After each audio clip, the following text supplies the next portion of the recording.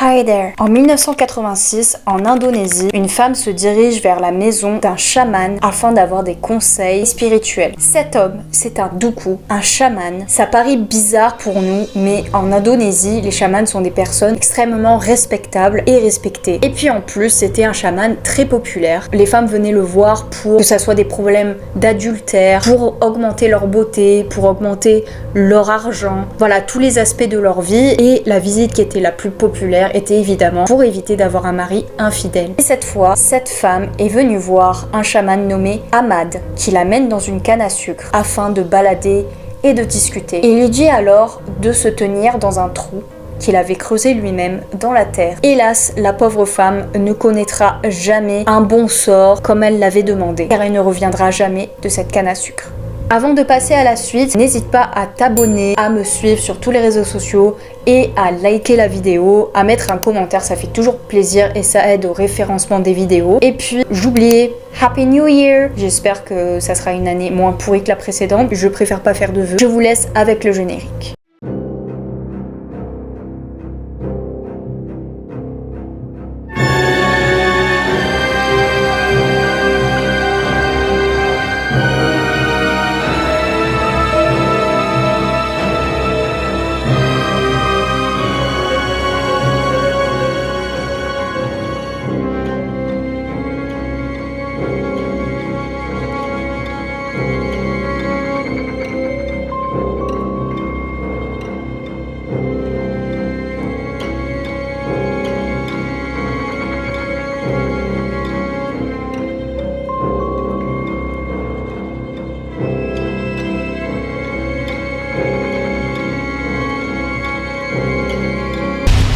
À ce moment-là, cette femme n'avait aucune idée, mais alors aucune idée de ce qui allait lui arriver. On sait peu de choses de la vie d'Ahmad Suraji. J'ai fait des recherches et d'ailleurs, il y a peu d'informations à propos de cette affaire et encore moins à propos de sa vie personnelle. On sait juste que peu de temps avant son premier meurtre, Ahmad a perdu son père et son père lui est apparu en rêve et lui dit qu'il doit devenir un guérisseur mystique pour être plus puissant. Pour cela, il lui suffit de boire la salive de 70 femmes mortes. Oui, vous avez bien entendu, 70 femmes mortes. Pour Ahmad, c'était le but ultime. Il avait maintenant un but à son existence, celui de récolter de la salive.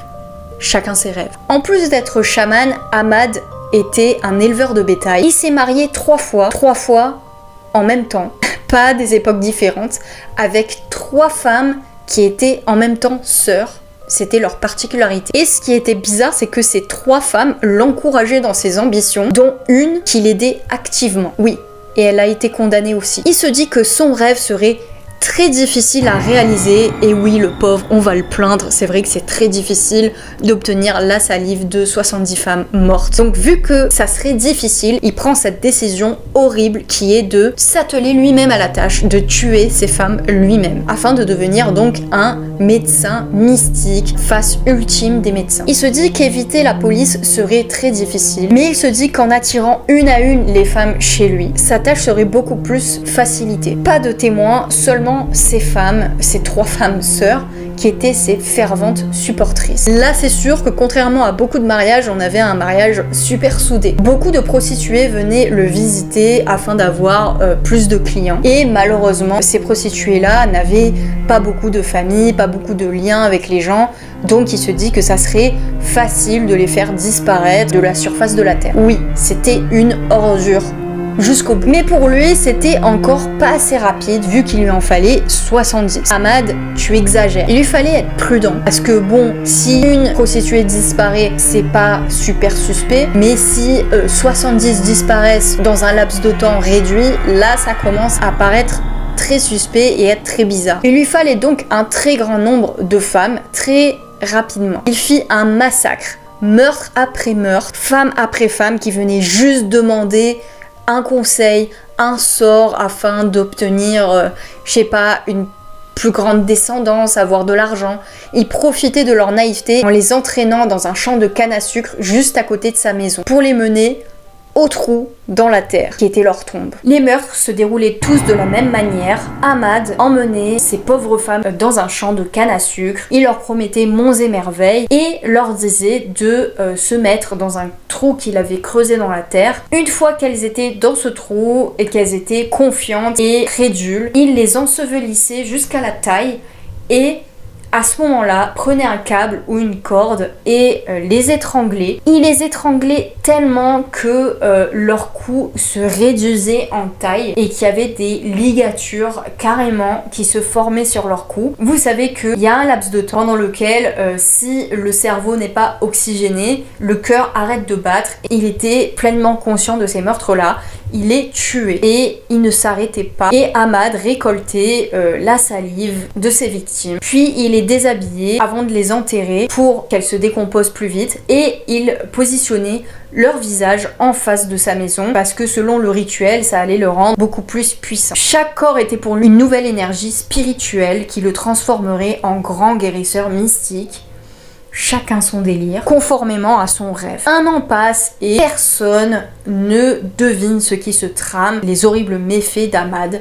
Puis 2 ans, puis 3 ans, puis 11 ans, 11 ans sans que personne ne remarque qu'il est en train de massacrer des femmes. Puis, en 1997, Sri Kamaladewi dit à Andreas, donc qui est un chauffeur de pousse-pousse, de l'emmener chez Ahmad et elle lui demande bien de ne dire à personne où elle va et de ne pas venir la chercher parce que ce n'est pas la peine. Pas vraiment la meilleure idée de Sri. Et bien sûr, comme plein de femmes avant elle, elle ne reviendra jamais de cette rencontre fatale. Elle disparut, mais pas pour longtemps, parce que 3 jours après, un passant qui se promenait près de ce champ de canne à sucre, quelle superbe balade macabre, il découvre que la terre a été fraîchement retournée dans ce champ à un endroit et il s'interroge, donc tout naturellement, il va retourner la terre et tomber avec horreur sur un bout de corps. Il continue à creuser, bon, je pense que ce passant il est dans une autre galaxie, une autre dimension, parce que moi, franchement, je tombe sur ça,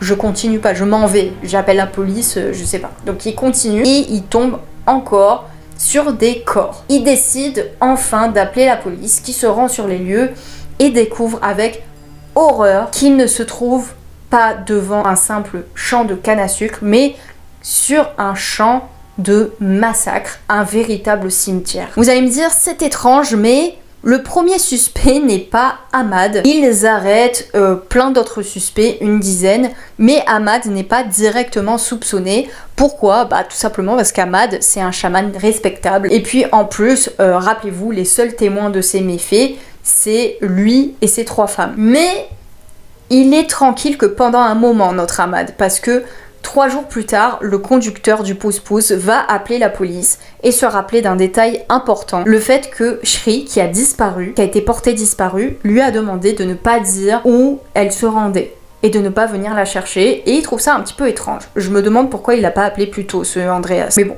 on peut pas juger. Ahmad est alors suspecté, mais il nie.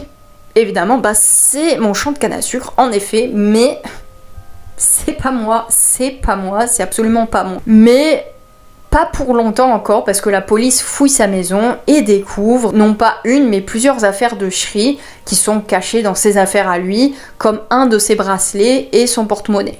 Donc là, plus de doute, Ahmad ne peut plus rien dire, il est acculé au mur, il est complètement coincé. Donc il gardait ça sûrement pour faire un rituel où, tout comme tous les tueurs, gardent des petites affaires en mode souvenir de leurs victimes. Il est donc arrêté en 1997 et l'interrogatoire débute. Il finit donc par avouer, vu qu'il n'avait plus aucun espoir de réaliser son rêve le plus fou et qu'il était complètement coincé, il avoue avoir tué 42 femmes. 42, c'est dingue. Et pour toutes, c'est le même rituel. Il explique mot à mot, étape par étape, tout ce qu'il a fait, comment il les a tirés dans son champ de canne à sucre, comment il les ensevelissait dans le trou et comment il les étranglait à mort. La police déterre tous les corps et en effet, Ahmad leur montre à chaque fois les emplacements, et c'est les bons emplacements. Ils découvrent les corps des pauvres femmes qui se sont faites massacrer. Certaines sont dans un tel état de décomposition qu'on les reconnaît pas du tout. Et rappelez-vous, tous les corps sont difficilement identifiables étant donné que c'est des prostituées, qu'elles ont très peu de famille, très peu de liens avec les gens de la ville. Donc les pauvres sont majoritairement inidentifiables, à part Shri, évidemment, malheureusement, qui est reconnaissable. Les seuls regrets, parce que oui, Ahmad est un être humain, il a eu des regrets, les seuls regrets qu'il ait eu, c'est de ne pas avoir accompli sa mission, d'avoir tué 70 femmes, et c'est une chose qu'il va répéter à la police à chaque fois. Il va pas cesser de se plaindre de ne pas avoir tué 70 femmes pour récolter leur salive et être un super guérisseur. On est désolé pour toi. Il a été condamné à mort, ainsi que sa femme, qui était la sœur aînée de ces deux autres femmes, parce qu'elle l'avait aidé activement.